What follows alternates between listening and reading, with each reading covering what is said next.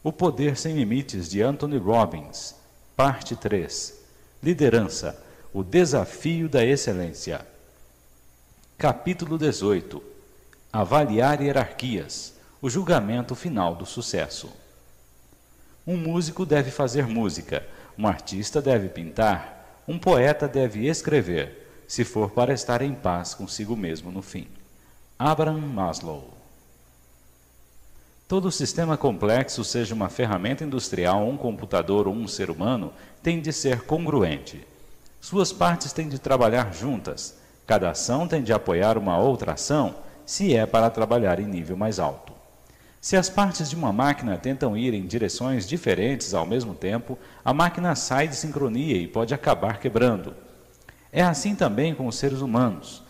Podemos aprender a produzir os mais efetivos comportamentos, mas se esses comportamentos não apoiam nossas mais profundas necessidades e desejos, se esses comportamentos infringem outras coisas que são importantes para nós, então temos conflitos interiores e nos falta a congruência necessária para o sucesso em larga escala. Se uma pessoa está conseguindo uma coisa, mas vagamente quer alguma outra, ela não será totalmente feliz e realizada. Ou se uma pessoa alcança uma meta, mas, a fim de fazê-lo, violou sua própria crença sobre o que é certo e errado, então resulta confusão.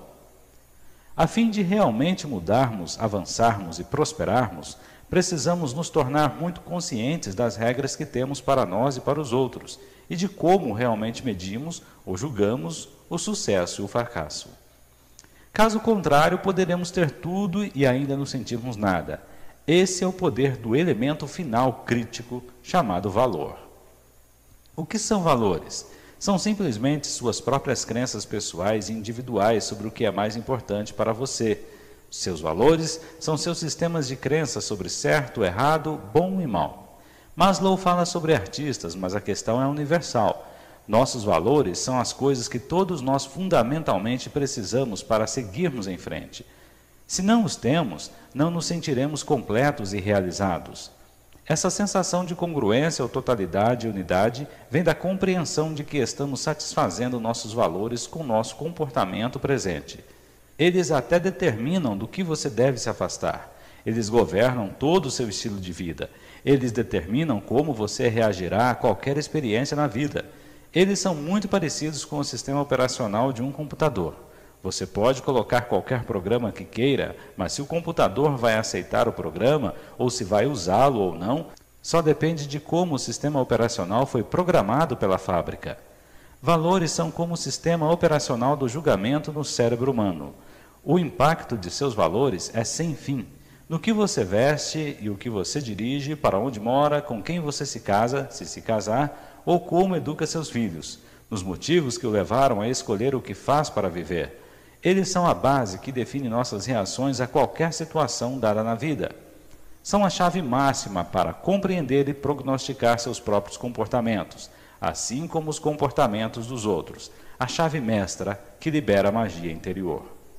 Mas de onde vêm eles? Esses poderosos ensinamentos sobre o certo e o errado, bom ou mal, o que fazer e o que não fazer. Uma vez que os valores são específicos, altamente emocionais, crenças associadas, eles vêm de algumas das mesmas origens que discutimos antes no capítulo sobre crenças. Seu ambiente desempenha um papel começando quando você era um bebê. Seu pai e sua mãe, especialmente em famílias tradicionais, desempenharam o papel principal ao programarem a maioria de seus valores originais. Constantemente, eles expressaram seus valores dizendo-lhe o que queriam ou o que não queriam que você fizesse, dissesse e acreditasse. Se você aceitava seus valores, era recompensado. Você era um bom menino ou menina. Se você os rejeitava, ficava em apuros. Aí você era um mau menino ou uma menina má. Em algumas famílias, se você continuava a rejeitar os valores de seus pais, era punido por isso. De fato, a maioria de nossos valores tem sido programada através dessa técnica de recompensa e punição. Quando você ficou mais velho, os grupos de companheiros foram outra fonte de valores. Quando se encontrou com outros garotos na rua pela primeira vez, eles podiam ter valores diferentes dos seus. Misturou os seus valores com os deles, ou pode ter alterado os seus, porque se não o fizesse, eles poderiam bater em você, ou pior ainda, não brincar com você. Através da sua vida, você foi constantemente criando novos valores, ou misturando ou instalando os seus próprios nos outros. Também pela tua vida fora, você deve ter tido heróis, ou talvez anti-heróis. E por admirar seus feitos, você tenta igualar-se a quem pensa que eles são. Muitos garotos começaram com drogas porque seus ídolos, cuja música eles amavam, pareciam valorizar as drogas. Felizmente, hoje, muitos desses ídolos, compreendendo suas responsabilidades e oportunidades como figuras públicas para moldar os valores de um grande número de pessoas, estão deixando claro que não usam ou apoiam o uso de drogas. Muitos artistas estão deixando claro que são por uma mudança positiva no mundo. Isso é moldar os valores de uma porção de pessoas. Compreendendo o poder da mídia para levantar dinheiro, para alimentar pessoas famintas, Bob Geldof, das famosas Live Aid e Band Aid, liberou os valores de outros artistas poderosos. Através de seus esforços conjuntos e exemplo, ajudaram a fortalecer o valor de dar e de se compadecer dos outros. Muitas pessoas que não tinham esse valor como de grande importância em suas vidas, mudaram seus comportamentos quando viram seus ídolos. Bruce Springsteen, Michael Jackson, Kenny Rogers, Bob Dylan, Stevie Wonder, Diana Ross, Lionel Richie e outros, dizendo-lhes direta e diariamente, através de suas músicas e vídeos, que estão morrendo pessoas pelo mundo e que temos que fazer alguma coisa a respeito. No próximo capítulo, olharemos mais de perto a criação de tendências. Por ora, compreenda o poder que a mídia tem para dirigir e criar valores e comportamentos. A formação de valores não termina com heróis. Também acontece no trabalho, onde vigora o mesmo sistema de punição e recompensa. Para trabalhar para alguém e subir na empresa, você adota alguns de seus valores. Se você não compartilha os valores de seu chefe, as promoções poderão ser impossíveis. E para começar, se você não compartilha com os valores da companhia, será insuportável. Os professores em nosso sistema escolar estão sempre expressando os seus valores e muitas vezes, inconscientemente, usam o mesmo sistema de punição e recompensa para assegurar sua adoção. Nossos valores também mudam quando mudamos as metas ou a imagem própria. Se você estabeleceu a meta de ser o número 1 de uma empresa, quando atingi-la, estará ganhando mais dinheiro e esperando coisas diferentes dos outros. Seus valores de como vai ter de trabalhar daqui para frente também mudam. O que você acha de um belo carro será bastante diferente. Até as pessoas com quem passa o tempo podem também mudar para combinar com a sua nova autoimagem. Em vez de ir tomar uma cerveja com os amigos, você poderá estar bebendo água mineral com as 3 outras pessoas em seu escritório que estão planejando a expansão. Qual o seu impulso? Onde vai? Quem são seus amigos? O que você faz? Tudo reflete sua autoidentificação. Eles podem envolver o que um psicólogo industrial, Dr. Robert McRae, chamou de símbolos do ego invertido, que também demonstram valores. Por exemplo, o fato de alguém dirigir o carro barato não significa que ele não se tenha em alta consideração, ou que o preço da gasolina é um valor importante para ele. Porém, ele pode querer mostrar que está acima da tendência comum da humanidade ao adotar símbolos incongruentes. Um cientista ou empresário altamente educados que tenham um salário bastante substancial podem querer provar para si mesmos e para os outros como são diferentes ao dirigirem um carro barato e supereconômico.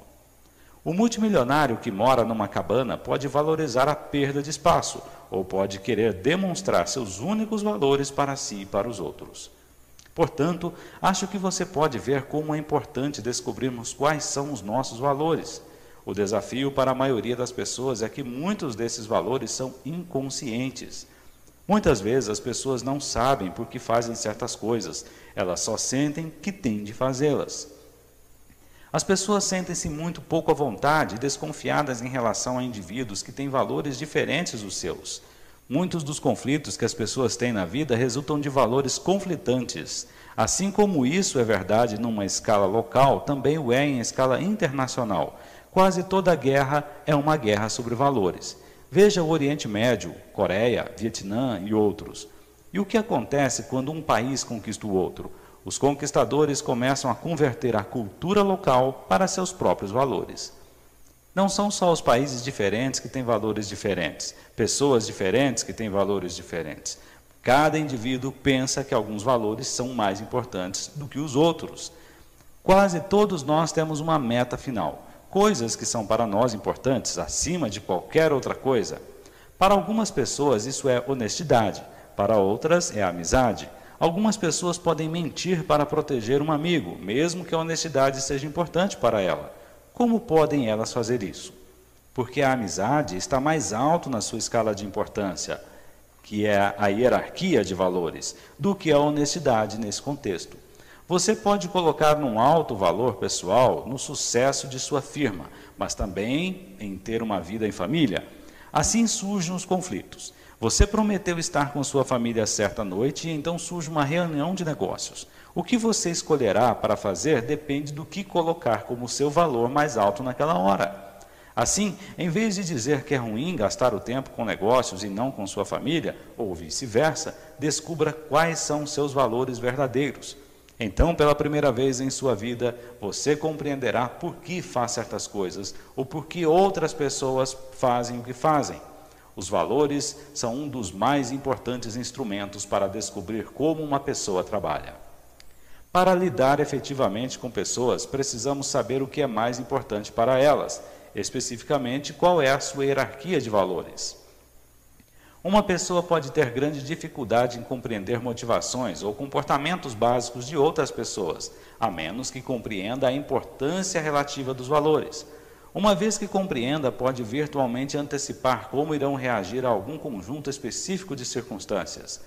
Uma vez que saiba sua própria hierarquia de valores, você pode ficar fortalecido para resolver qualquer relacionamento ou representação interior que seja conflitante para você. Não existe sucesso real, exceto em manter-se com seus valores básicos. Algumas vezes é uma questão de aprender como conciliar entre valores existentes que estão em conflito.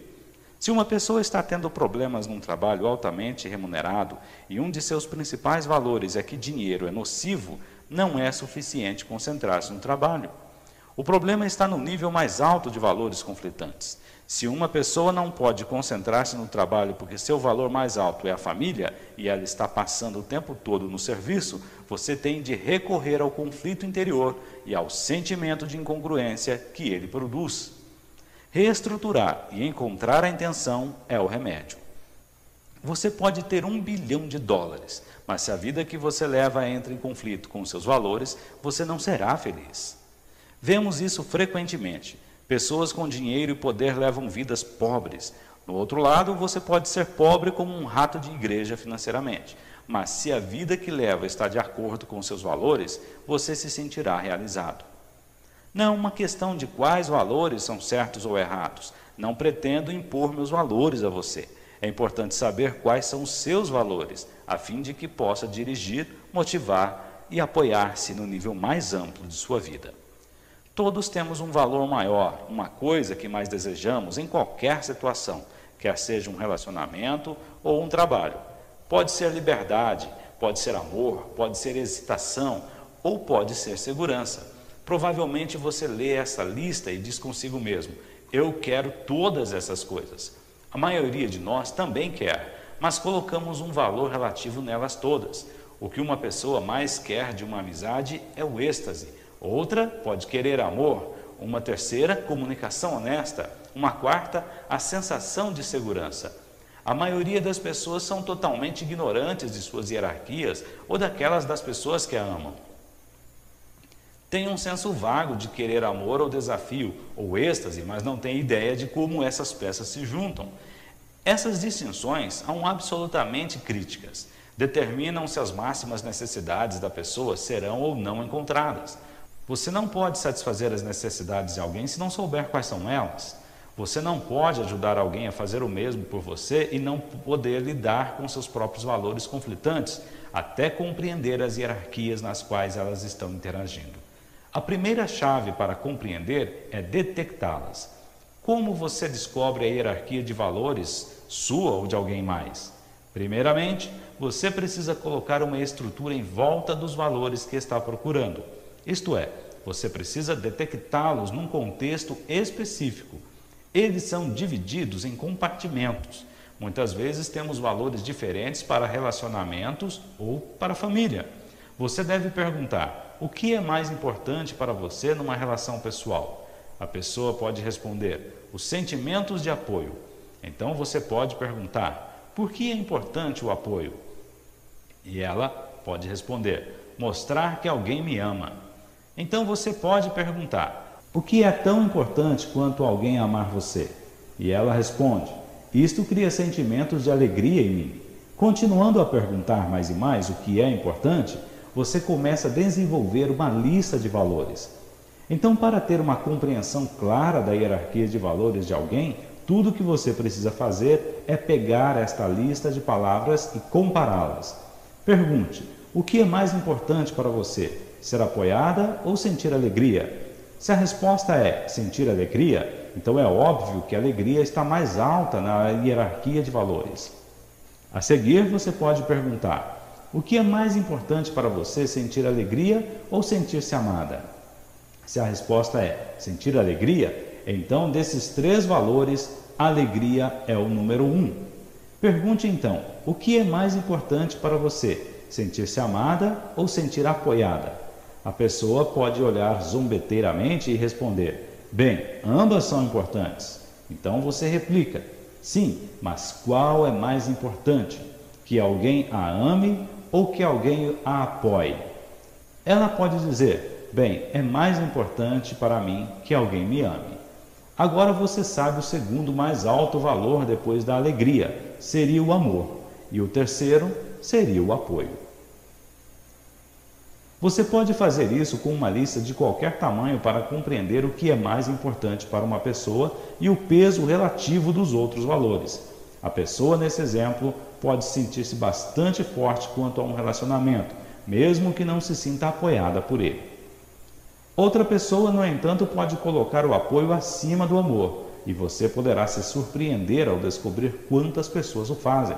Essa pessoa não acreditará que alguém a ama a menos que a apoie, e não será suficiente sentir-se amada se não se sentir apoiada. As pessoas têm certos valores que, quando violados, fazem com que deixem um relacionamento.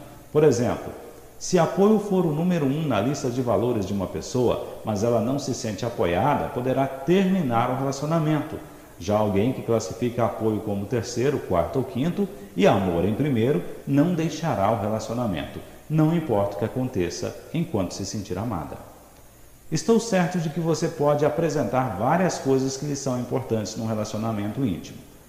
Fiz uma lista de algumas coisas importantes. Veja a seguir: amor, êxtase, comunicação, respeito, alegria, crescimento, apoio, desafio, criatividade, beleza, atração, unidade espiritual, liberdade, honestidade. Esses não são em absoluto todos os valores importantes que existem. Para você talvez haja outros mais importantes do que os relacionados aqui. Se você tem algum outro, escreva nesta página sem hesitar. Faça isso agora.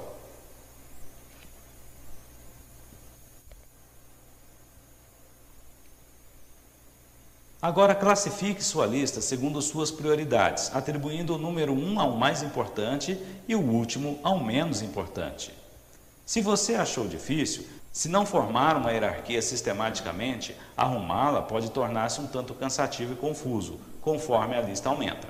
Assim, comparamos valores uns com os outros, para determinar quais são mais importantes do que outros. Comece com os dois primeiros da lista. O que é mais importante para você? Amor ou êxtase?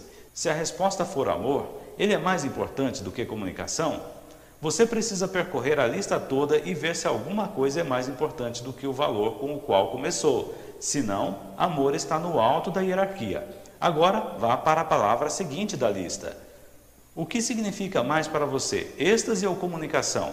Se a resposta é êxtase, continue descendo a lista, comparando a palavra seguinte. Faça isto até a última palavra da lista. Elaborar uma hierarquia não é suficiente. Como veremos mais tarde, as pessoas têm significados diferentes para a mesma palavra quando se trata de valores. Agora que você se tornou consciente de sua hierarquia, aproveite para perguntar o que ela significa. Se o valor primário num relacionamento é amor, você pode se perguntar: o que faz sentir-se amado? Ou o que faz com que ame alguém? Ou como sabe quando não é amado?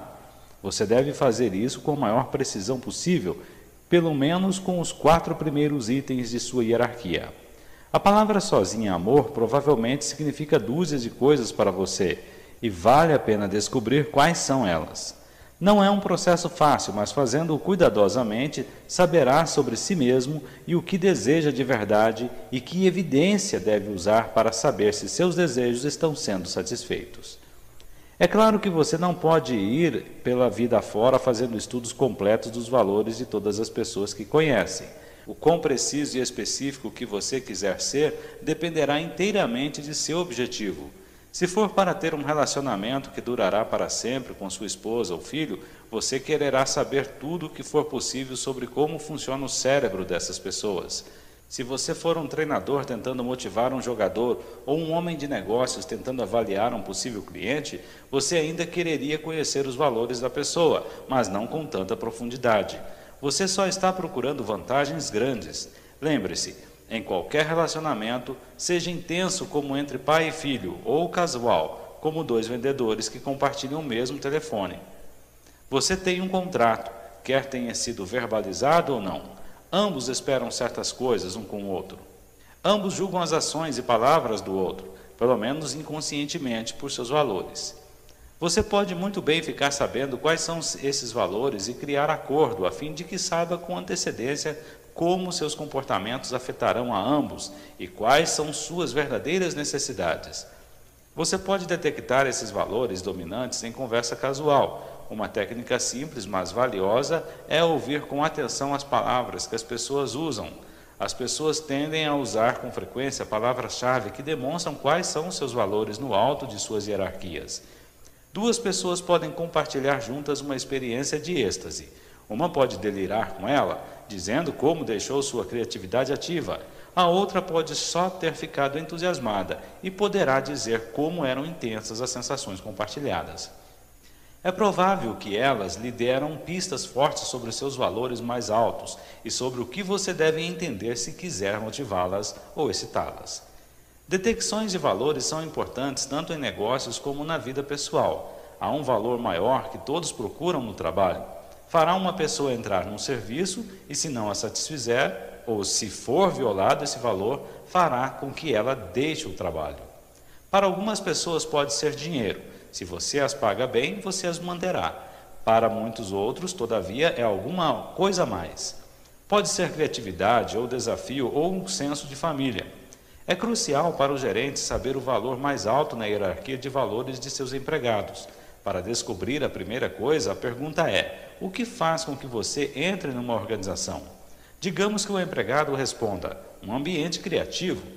Você desenvolve uma lista sobre o que é importante perguntando: o que mais o faria entrar? Então você quereria saber, mesmo que todos os valores mais altos existam, o que o faria deixar o trabalho. Suponha que a resposta seja falta de confiança. Poderia continuar daí perguntando: mesmo que haja falta de confiança, o que faria você ficar no emprego? Algumas pessoas poderiam dizer que nunca ficariam numa organização com falta de confiança. Se dizem isso, esse é o maior valor para elas. A coisa que devem ter para permanecer no emprego. Alguém mais pode dizer que ficaria mesmo que não houvesse confiança, se houvesse chance de subir na organização. Continue perguntando e questionando até descobrir as coisas que a pessoa tem de ter para permanecer-se feliz, e então saberá com antecedência o que a faria sair. As palavras que as pessoas usam como superâncoras têm fortes associações emocionais. Para ser até mais efetivo, seja claro: como você saberia quando tem aquilo? E como você saberia quando não tem aquilo? Também é essencialmente importante notar o procedimento evidente de uma pessoa para determinar como seu conceito de confiança difere do dela. Ela pode acreditar que só há confiança se não for questionada em suas decisões. Ela pode acreditar que há falta de confiança se a responsabilidade de seu trabalho é mudada sem uma explicação clara para ela. É inestimável para um gerente compreender esses valores e ser capaz de saber com antecedência quando estiver lidando com pessoas em qualquer situação dada. Há alguns gerentes que acreditam estarem sendo bons motivadores se forem bons em seus próprios termos. Eles pensam: eu pago um bom salário a esse sujeito, logo espero isso e isso em troca. Bem, de uma certa forma isso é verdade, mas várias pessoas valorizam as coisas diferentemente. Para algumas, a coisa mais importante é trabalhar com pessoas de quem gostamos. Quando essas pessoas começam a sair, o emprego perde seu brilho. Alguns valorizam um senso de criatividade e excitação. Alguns valorizam outras coisas. Se você quiser gerenciar bem, precisa saber os valores supremos de um empregado e como satisfazê-los. Se você não os proporcionar, o perderá, ou pelo menos nunca o terá trabalhando no auge de seu desempenho e gostando de seu trabalho. Isso tudo exige muito tempo e sensibilidade. Claro que sim, mas se você valorizar as pessoas com quem trabalha, vale a pena, por você e por elas. Lembre-se de que os valores têm enorme poder emocional. Se você se afasta de seus valores e assume que está agindo certo no seu ponto de vista, provavelmente passará muito tempo sentindo-se amargo e traído. Se você puder resolver a diferença de valores, provavelmente terá associados, amigos e membros da família mais felizes. E você também será mais feliz. Não é essencial na vida ter os mesmos valores de outra pessoa, mas é essencial ser capaz de alinhar-se com outras pessoas para entender quais são seus valores e para apoiá-los e trabalhar com eles. Os valores são os instrumentos de motivação mais poderosos que temos. Se quiser mudar um mau hábito, a mudança pode ser feita muito rapidamente se você vincular o sucesso da manutenção dessa mudança a altos valores. Sei de uma mulher que colocou um valor extremamente alto no orgulho e no respeito. Assim, o que fez escrever um bilhete para 5 pessoas que ela mais respeitava no mundo, dizendo que nunca mais fumaria, que tinha mais respeito pelo seu próprio corpo e pelos dos outros, e não permitiria que isso acontecesse outra vez. Após ter enviado as cartas, deixou de fumar. Houve muitas ocasiões, quando, disse ela, teria dado qualquer coisa por um cigarro, mas seu orgulho nunca deixou voltar atrás. Era um valor mais importante do que a sensação de tirar baforadas de um cigarro. Hoje é ela uma saudável não fumante. Valores usados corretamente têm um grande poder para mudar nosso comportamento. Deixe-me compartilhar com vocês uma experiência recente que tive. Estava trabalhando com um time de futebol da faculdade que tinha 3 zagueiros. Todos tinham valores muito diferentes. Detectei seus valores simplesmente perguntando a cada um por que era importante jogar futebol. O que isso dava a ele? Um disse que futebol era a maneira de fazer sua família ficar orgulhosa e glorificar a Deus e a Jesus Cristo, nosso Salvador. O segundo disse que futebol era importante como uma expressão de poder e que superar as próprias limitações, vencer e subjugar os outros eram os valores máximos para ele. O terceiro era um jovem do gueto que não foi capaz de encontrar qualquer valor particular no futebol. Quando lhe perguntei por que é importante jogar futebol, ele disse que não sabia.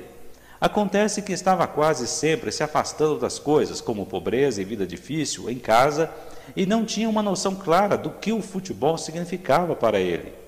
Obviamente, você motivaria esses 3 de maneiras muito diferentes. Se tentasse motivar o primeiro, cujos valores eram fazer Jesus e sua família orgulhosos, enchendo-lhe a cabeça com a importância de agarrar seus oponentes e amassá-los na poeira, isso provavelmente causaria um grande conflito interno, porque ele vê no jogo um valor positivo e não violento ou negativo. Se você conversa com ardor sobre glorificar a Jesus e fazer sua família orgulhosa com o segundo, ele não ficaria motivado, porque não é essa a principal razão para ele estar jogando. Aconteceu que o terceiro zagueiro é que tinha mais talento, mas estava fazendo menos uso dele do que os outros 2. Os treinadores estavam tendo dificuldades em motivá-lo porque não tinha valores claros. Nada claro para o que dirigir-se ou afastar-se. Nesse caso, eles tinham de encontrar algum valor que ele tivesse em outro contexto, como orgulho, e transferi-lo para o contexto do futebol. Por fim, apesar de já ter se machucado antes do primeiro jogo, pelo menos tornou-se motivado para apoiar o time, e os treinadores tinham um meio de motivá-lo no futuro, quando seu corpo ficasse curado. Os valores trabalham de uma maneira que é tão complexa e delicada como tudo o que já falamos neste livro. Lembre-se de quando usamos as palavras, estamos usando um mapa, e o mapa não é o território. Se eu lhe digo que estou com fome ou que quero dar uma volta de carro, você ainda está trabalhando a partir de um mapa. Fome pode significar estar pronto para uma grande refeição ou querer um pequeno lanche. Sua ideia de um veículo pode ser o de um Honda ou uma limusine, mas o mapa se aproxima bastante. Sua equivalência complexa está bastante perto da minha e não temos muitos problemas em nos comunicar. Os valores se apresentam a nós como os mapas mais sutis de todos. Portanto, quando lhe digo quais são os meus valores, você está trabalhando com um mapa do mapa. O seu mapa, sua equivalência complexa dos valores, pode ser muito diferente do meu. Se você ou eu dizemos que a liberdade é o nosso valor mais alto, isso criaria harmonia e concordância entre nós, porque queremos a mesma coisa, estamos motivados na mesma direção. Mas não é tão simples assim. Liberdade para mim pode significar ser capaz de fazer o que eu quiser, quando eu quiser, onde quiser e com quem quiser, e tanto quanto eu quiser. Liberdade para você pode significar ter alguém que tome conta de você o tempo todo, ficar livre de discussões vivendo num ambiente estruturado. Liberdade para outra pessoa ainda pode ser um planejamento político, a disciplina necessária para manter um determinado sistema político. Se um homem não descobriu algo por que morrer, ele não está preparado para viver. Martin Luther King Jr. Por terem os valores tanta prioridade, eles carregam uma incrível carga emocional. Não há maneira mais fácil de ligar pessoas do que alinhá-las através de seus valores mais altos. É por isso que uma força leal lutando pelo seu país quase sempre subjugará um grupo de mercenários. Não há maneira mais traumática de separar pessoas do que criar comportamentos que ponham seus valores mais altos em conflito. As coisas que valem mais para nós, seja um sentimento de patriotismo ou amor pela família, são todas reflexos dos nossos valores. Assim, construindo hierarquias exatas, você desenvolve alguma coisa que nunca teve antes, o mapa mais útil possível do que alguém precisa e do que será a reação dele. Vemos o poder explosivo e as delicadas nuances dos valores o tempo todo nos relacionamentos. Uma pessoa pode sentir-se traída por um romance que fracassou. Ela dizia que me amava, dizia ela. Que piada! Para uma pessoa, amor pode ser um compromisso que dure para sempre. Para outra, pode ser uma união breve, mas intensa. Essa pessoa pode ter sido grosseira ou pode ter sido uma pessoa com um complexo de equivalência diferente do que é o amor. Portanto, é absolutamente crucial que você construa um mapa que seja o mais correto possível, que você determine o que o mapa da outra pessoa é realmente. Você precisa saber não só as palavras que está usando, mas o que ela significa. A maneira de fazer isso é perguntar com toda a flexibilidade e persistência que você consiga para construir um complexo de equivalência exato do que seja a hierarquia de valores deles. Muitas vezes as ideias de valores variam tanto que as duas pessoas que professam valores comuns podem não ter nada em comum, e duas pessoas que professam valores diferentes podem descobrir que realmente querem a mesma coisa. Para uma pessoa, diversão pode significar usar drogas, ficar acordado todas as noites em festas e dançar até o dia raiar. Para outra, diversão pode significar subir montanhas ou descer corredeiras, qualquer coisa que seja nova, excitante ou desafiadora. A única coisa que seus valores têm em comum é a palavra que usam. Uma terceira pessoa pode dizer que seu valor mais importante é o desafio. Para ela também pode significar subir montanhas e descer corredeiras. Pergunte-lhe sobre diversão, e ela pode dispensá-la como frívola e sem importância, mas por desafio, ela pode querer significar exatamente a mesma coisa que a segunda pessoa faz para a diversão. Valores comuns formam a base para a harmonia máxima. Se duas pessoas têm valores que estão totalmente vinculados, seu relacionamento pode durar para sempre. Se seus valores são totalmente diferentes, há pouca chance de um relacionamento ser duradouro e harmonioso. Poucos relacionamentos podem ser classificados em qualquer dessas categorias extremas. Como resultado, você tem de fazer duas coisas. Primeiro, encontre os valores que têm em comum a fim de poder usá-los para ajudar a passar os outros que não são iguais. Não foi isso que Reagan e Gorbachev tentaram fazer em seus encontros de cúpula? Manter os valores que ambos os países têm em comum, que mantivessem seu relacionamento como sobrevivência. Segundo, procure apoiar e preencher os valores mais importantes da outra pessoa, o mais que puder. Isso é a base de um relacionamento poderoso, apoiado e duradouro, quer seja de negócios, pessoal ou de família. Os valores são o fator dominante que provocam congruência e fazem com que as pessoas fiquem motivadas ou não. Se você conhece os valores delas, você tem a chance final. Se não tem, você pode criar um comportamento poderoso que não dura ou não produz o seu final desejado. Se estiver em conflito com os valores da pessoa, ela agirá como um interruptor de circuito para dominá-los. Os valores são como uma corte suprema. Eles decidem quais comportamentos funcionam e quais não funcionam, quais produzem estados desejados e quais produzem incongruência. Assim como as pessoas têm ideias diferentes do que os valores significam, elas têm diferentes maneiras de determinar se seus valores estão sendo preenchidos. Em nível pessoal, o procedimento para detectar uma evidência é uma das coisas mais valiosas que você pode fazer para estabelecer metas para si. Aqui está um exercício que vale a pena. Pense em 5 valores que são importantes para você e imagine seu procedimento evidencial. O que tem de acontecer para que você saiba que seus valores estão sendo encontrados e preenchidos? Responda isso agora em uma folha de papel. Avalie se seu procedimento evidencial o ajuda ou afasta. Você pode controlar e mudar seus próprios procedimentos evidenciais. Os que apresentamos eram criações mentais, nada mais. Deveriam nos servir em vez de nos manter afastados. Os valores mudam. Algumas vezes mudam radicalmente, mas em geral mudam em nível inconsciente. Muitos de nós temos procedimentos evidenciais que são autodestrutivos ou ultrapassados. Quando você estava no colégio, deve ter precisado de inúmeros envolvimentos românticos para sentir-se atraente. Como adulto, deve ter querido desenvolver estratégias mais elegantes. Se você valoriza a atração pessoal, mas só se sente atraente se seu aspecto rivalizar com Charlie Cheggs ou Robert Redford, você pode estar se garantindo uma frustração. Todos nós conhecemos pessoas que estão fixas num objetivo, alguma coisa que simbolize algum valor máximo para elas, e agora, quando o alcançam, descobrem que não significava nada. Seus valores mudaram, mas o procedimento evidencial deve ter uma vida própria. Algumas vezes as pessoas têm um procedimento evidencial que não está ligado a nenhum valor. Elas sabem o que querem, mas não sabem por que querem. Portanto, quando conseguem, isso torna-se uma miragem, alguma coisa que a cultura lhes vendeu, mas que realmente não desejavam.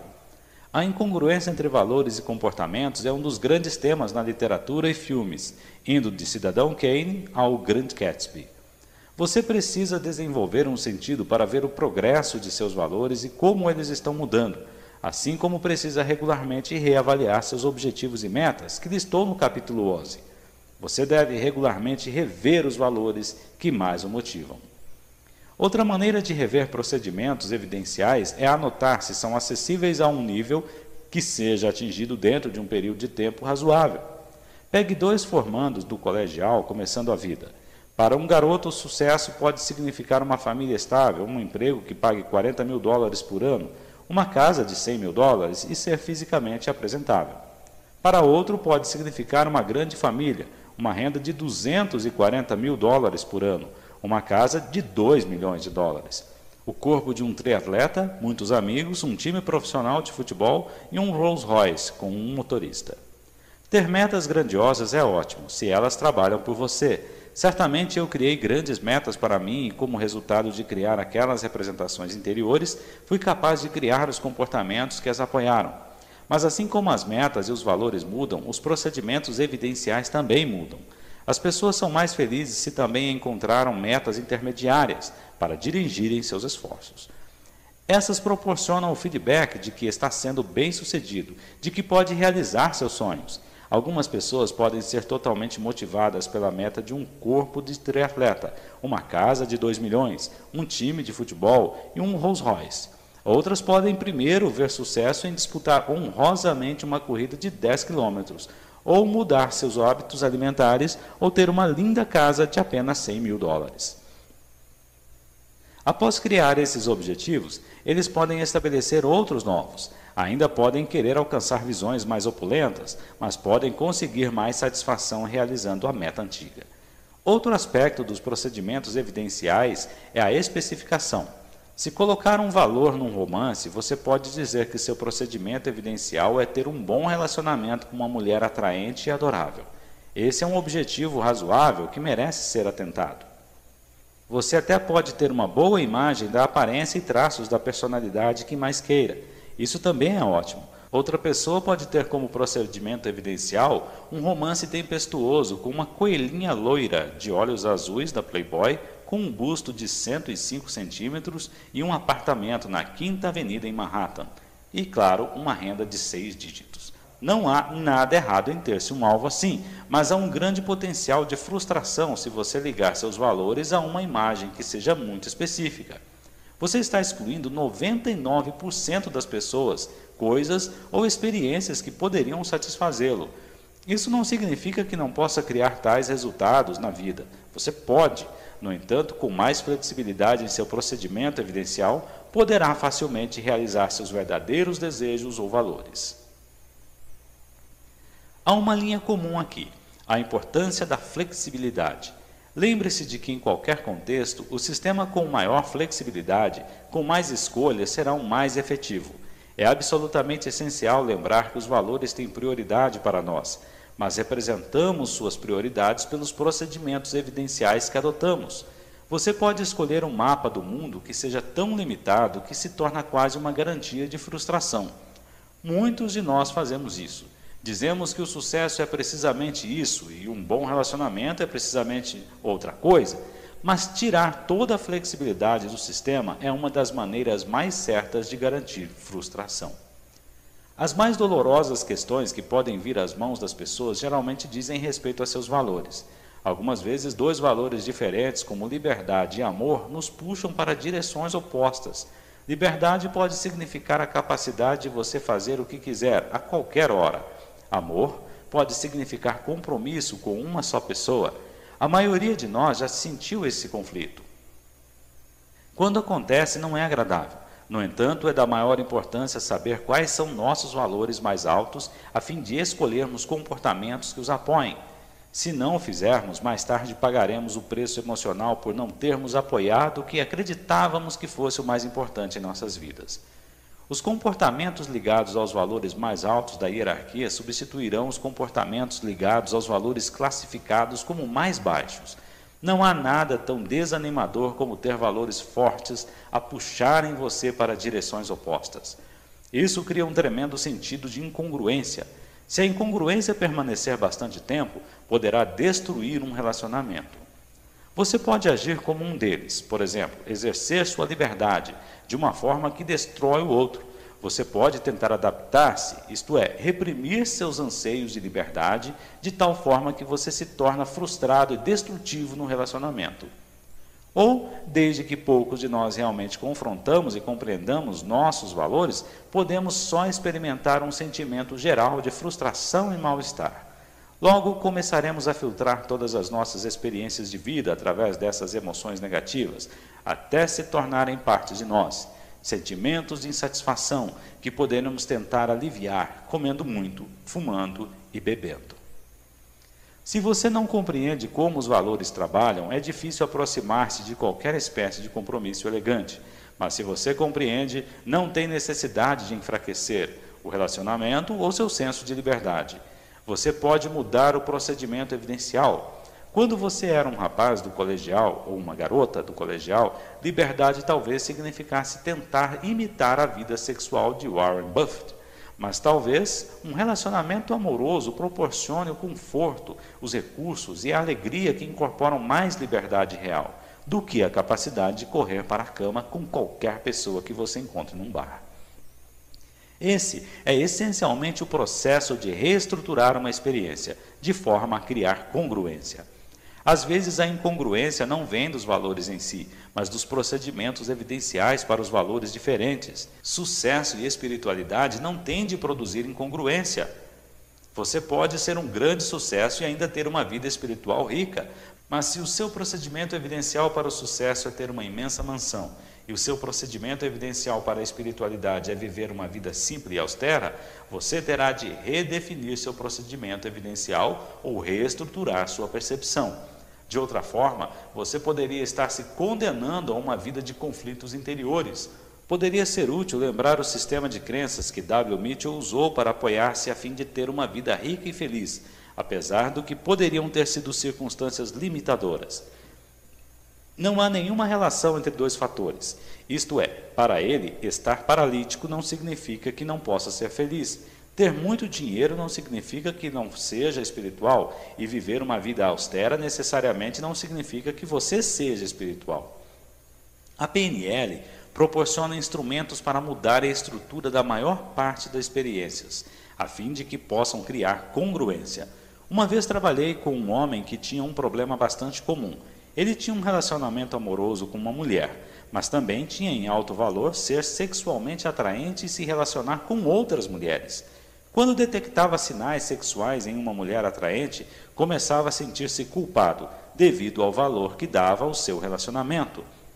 Quando encontrava uma mulher atraente, sua sintaxe para a atração trabalhava dessa maneira. Ele viria uma tal mulher e diria alguma coisa para si. Essa mulher é deslumbrante e ela me quer. Isso levaria a um sentimento ou desejo de continuar. E algumas vezes o desejo torna-se realidade e ele agiria. Mas o desejo e a aventura romântica que se seguissem resultariam em conflitos severos com a sua necessidade de um relacionamento forte com uma só pessoa, que para ele era o profundo desejo. Ensinei-lhe a acrescentar uma nova peça à sua estratégia. Instalei de forma que depois que visse uma mulher e dissesse para si, essa é uma bela mulher e ela me quer, acrescentasse outra frase auditiva, interior, eu amo a mulher com quem estou. Então fazia-o ver a mulher com a qual estava envolvido sorrindo para ele e olhando-o de uma maneira totalmente amorosa. Isso criava para ele uma nova sensação sinestésica interior, que fazia com que ele se sentisse amando a mulher com quem vivia. Fiz com que ele instalasse a estratégia por repetição. Fazia-o simplesmente ver uma mulher por quem tinha sido atraído e dizer para si, esta é uma bela mulher e ela me quer. Imediatamente dizer a nova sensação auditiva interior. Eu amo a mulher com quem vivo, num tom de voz amoroso, e então imaginar sua companheira sorrindo para ele de maneira amorosa. Fiz com que repetisse muitas e muitas vezes até que estivesse instalado com o sistema switch, de forma que cada vez que uma mulher atraente lhe aparecesse, imediatamente faria com que ele percorresse o novo padrão. Essa estratégia permitiu-lhe ter tudo. Sua antiga estratégia o empurrava para duas direções ao mesmo tempo, provocando grandes desgastes no relacionamento. Só reprimir o impulso de se sentir-se atraente teria feito com que se sentisse frustrado e conflitado. A nova estratégia permitiu que conseguisse as sensações positivas de atração que precisava, enquanto afastava o conflito que estava enfraquecendo o seu relacionamento. Agora, quanto mais mulheres atraentes ele vê, mais ele sente que ama a mulher com quem vive. A maneira suprema de usar valores é integrá-los com metaprogramas, a fim de nos motivar e nos entendermos uns aos outros. Os valores são os filtros finais. Metaprogramas são os padrões de operações que guiam a maioria de nossas percepções e, assim, de nossos comportamentos. Se souber como usar os dois juntos, você pode desenvolver os mais exatos padrões de operações que guiam a maioria de nossas percepções, e depois de nossos comportamentos. Se souber como usar os dois juntos, poderá desenvolver os mais exatos padrões de motivação. Uma vez trabalhei com um jovem tão irresponsável que deixava seus pais loucos. Seu problema era que vivia completamente o momento, sem nenhuma consideração pelas consequências. Se surgissem oportunidades que o mantivessem fora a noite toda, não queria dizer com isso que fosse irresponsável. Mas ele reagia às coisas que estivessem diretamente em sua frente, às coisas para as quais se dirigia, mais do que reagia às consequências de suas ações, coisas das quais devia se afastar. Quando encontrei esse jovem e conversei com ele, detectei seus metaprogramas. Aprendi que se movia em direção às coisas e agia pela necessidade. Comecei então a detectar seus valores. Ficou claro que seus 3 valores mais altos eram segurança, felicidade e confiança. Essas eram as coisas principais que precisava na vida. Portanto, estabeleci harmonia, igualando-o e espelhando-o. Então, de uma maneira totalmente congruente, comecei a explicar como seus comportamentos estavam enfraquecendo todas as coisas nas quais ele colocava o maior valor. Ele tinha acabado de voltar depois de uma ausência de 2 dias inteiros, sem permissão ou comunicação a seus pais, que estavam desesperados e transtornados. Disse-lhe que eles estavam perdendo toda a paciência e que seu comportamento iria abalar toda a segurança, felicidade e confiança que a família lhe proporcionava. Se ele continuasse a agir assim, iria viver num lugar sem segurança, sem felicidade e sem confiança. Poderia ser a cadeia, poderia ser um reformatório, mas se ele não fosse suficientemente responsável para viver em casa, seus pais teriam de mandá-lo para algum lugar. Assim, dele alguma coisa do que se afastar, alguma coisa que era a antítese de seus valores. A maioria das pessoas, mesmo que se mova normalmente para a frente, evitará perder um valor-chave. A seguir, dele a alternativa otimista, alguma coisa para a qual se dirigir. Dele tarefas específicas que serviriam como um procedimento evidencial que seus pais usariam para determinar a sua capacidade de continuar e apoiar os valores de segurança, felicidade e confiança que eram tão importantes para ele. Ele teria de estar em casa todas as noites, às 10 horas, teria de arranjar um emprego em 7 dias, teria de fazer seus deveres domésticos todos os dias. Disse-lhe que reveríamos seus progressos dentro de 60 dias, e se ele mantivesse seus acordos, o nível de confiança de seus pais se elevaria, e assim também o apoio deles para a sua felicidade pessoal e segurança. Deixei bem claro que essas coisas eram necessidades para as quais ele devia se dirigir agora. Se quebrasse seu acordo uma vez, seria visto como uma experiência de aprendizado. Se quebrasse seu acordo 2 vezes, seria repreendido. Se quebrasse seu acordo uma 3ª vez, iria embora. O que fiz foi dar-lhe coisas para as quais se dirigir na hora, a fim de manter e aumentar o aproveitamento das coisas que valorizava. Antes, ele não tinha as coisas certas para as quais se dirigir, que apoiassem seu relacionamento com os pais. Também deixei claro que essas mudanças eram totalmente necessárias e lhe davam um procedimento evidencial muito específico para seguir. A última vez que ouvi falar dele, ainda estava se comportando como um rapaz modelo. Juntos, seus valores e metaprogramas lhe proporcionaram os instrumentos motivadores fundamentais. Dei-lhe uma maneira de criar para si a segurança, felicidade e confiança que precisava. Aquele que sabe muito sobre os outros pode ser instruído, mas aquele que se compreende é mais inteligente. Aquele que controla os outros pode ser forte, mas aquele que se domina é ainda mais poderoso. Lao Tse, Tao Te Ching. Penso que você pode ver como os valores são explosivos e como podem ser valiosos instrumentos para mudanças. Antes, seus valores operavam quase que inteiramente no nível subconsciente. Agora você tem a capacidade tanto de entender como manipulá-los para uma mudança positiva. Houve um tempo em que não sabíamos o que era um átomo, portanto, éramos incapazes de usar seu terrível poder. Aprender sobre os valores tem o mesmo efeito sobre nós. Trazendo-os para a consciência, podemos produzir resultados que nunca poderíamos antes. Podemos brincar com botões que não sabíamos que existiam. Lembre-se, valores são sistemas de crenças que têm efeitos globais. Assim, fazendo mudanças em valores, seja eliminando conflitos ou acentuando o poder de valores fortalecedores, podemos realizar profundas mudanças em toda a nossa vida. Em vez de nos sentirmos desconfortáveis sobre conflitos de valores que pouco compreendíamos no passado, podemos compreender o que está acontecendo dentro de nós, ou entre nós e os outros, e começarmos a gerar novos resultados. Fazemos isso de diversas maneiras. Podemos reestruturar a experiência a fim de que seja mais efetiva. Podemos mudar nossos procedimentos evidenciais, manipulando suas submodalidades, como fizemos através deste livro. Quando os valores são conflitantes, o conflito real é quase sempre entre um dos muitos procedimentos evidenciais. Podemos virar a figura e o som de forma que o conflito fique desaparecido. Em alguns casos, podemos até mudar os próprios valores. Se você tem um valor que gostaria que estivesse mais alto em sua hierarquia, você pode mudar suas submodalidades de forma que fiquem mais parecidos com aquelas no alto da hierarquia. Na maioria dos casos é muito mais fácil e mais efetivo lidar com submodalidades, mas acho que você pode ver como são poderosas essas técnicas. Dessa maneira, você pode mudar o nível de importância dos valores, mudando a maneira como os representa em seu cérebro. Por exemplo, eu estava cuidando de um homem cujo valor número 1 era utilidade. Amor era o número 9 na sua escala. Como você pode imaginar, com essa espécie de hierarquia de valores, ele fazia muitas coisas que não provocavam grande quantidade de harmonia com outros seres humanos.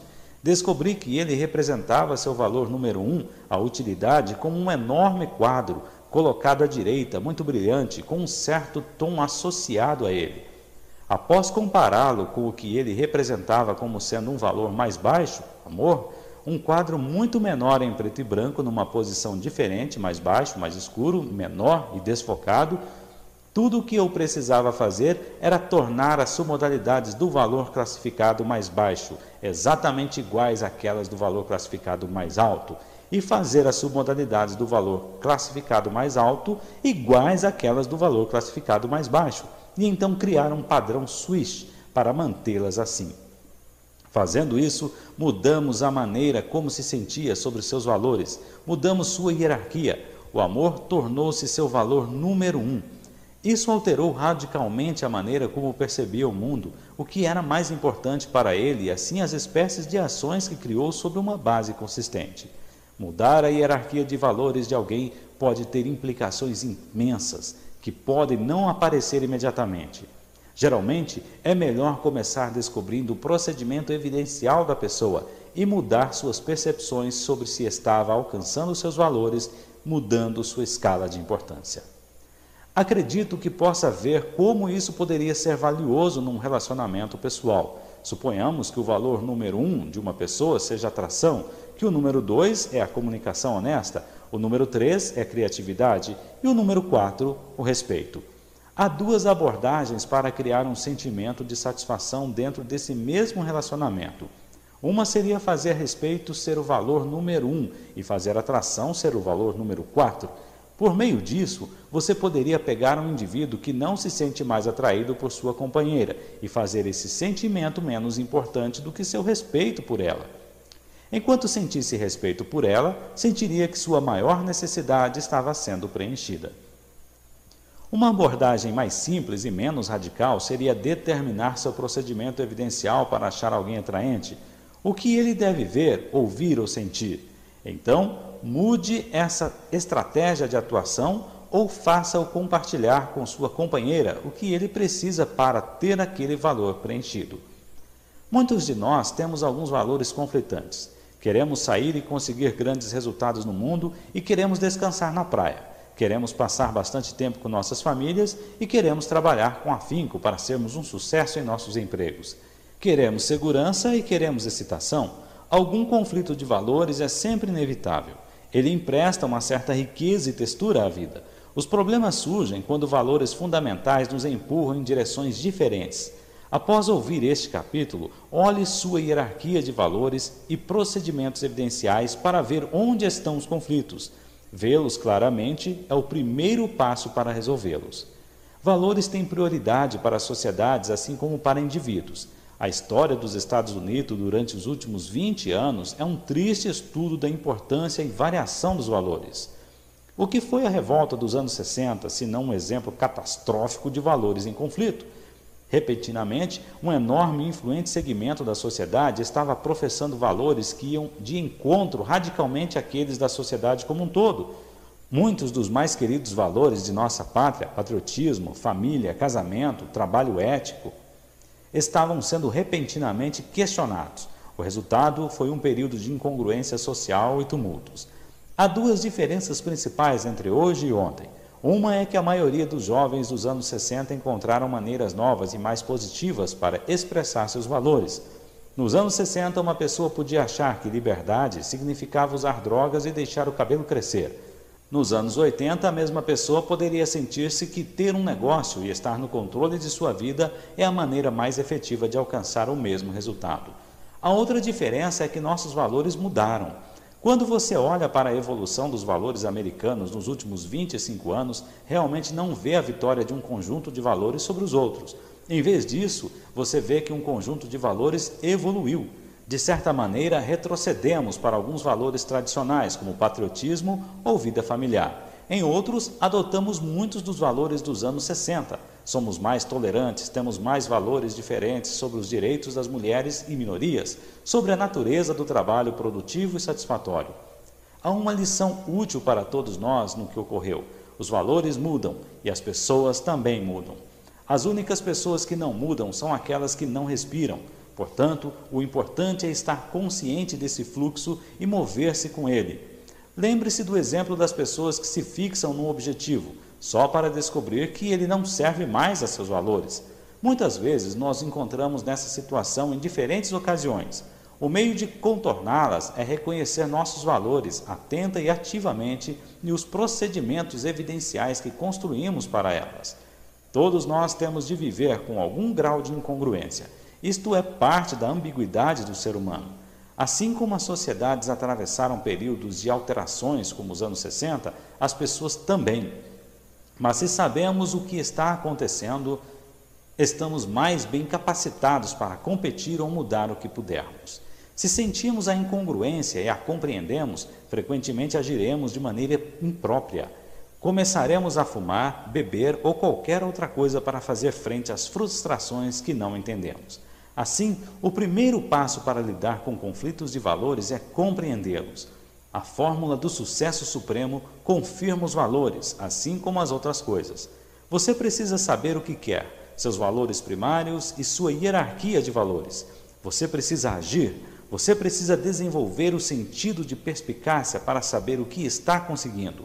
E você precisa desenvolver a flexibilidade para mudar. Se seus comportamentos atuais não combinam com seus valores, você precisa modificar seus comportamentos para resolver o conflito. Há um ponto final que vale a pena considerar. Lembre-se, todos nós estamos modelando o tempo todo. Nossas crianças, nossos empregados e nossos sócios nos negócios estão sempre nos modelando de diferentes maneiras. Se quisermos ser modelos efetivos, não há nada mais importante do que termos valores fortes e comportamentos congruentes. Modelar comportamentos é importante, mas os valores dominam quase que tudo mais. Se você apoia compromisso enquanto sua vida reflete infelicidade e confusão, aqueles que veem você como modelo ligarão a ideia de compromisso a uma infelicidade confusa. Se você apoia um compromisso enquanto sua vida reflete excitação e alegria, você está proporcionando um modelo congruente que liga compromisso e alegria. Pense nas pessoas que mais o afetaram em sua vida. É bem provável que tenham proporcionado os mais efetivos e congruentes modelos. Foram pessoas cujos valores e comportamentos proporcionaram o mais vibrante e convincente modelo de sucesso. As mais importantes forças motivadoras da história, livros como a Bíblia, são a respeito de nada mais do que valores. As histórias que os livros religiosos contam, as situações que descrevem, são modelos que enriqueceram as vidas da maioria das pessoas no planeta, dando grande poder àqueles valores. Descobrir os valores de alguém é simplesmente uma questão de descobrir o que é mais importante para ele ou ela. Sabendo disso, você pode conhecer mais efetivamente não somente as necessidades do outro, mas as suas próprias. No próximo capítulo, vamos olhar as 5 coisas que toda pessoa de sucesso tem de confrontar e com as quais tem de se haver a fim de usar e aplicar tudo de que falamos neste livro. Fim do capítulo 18.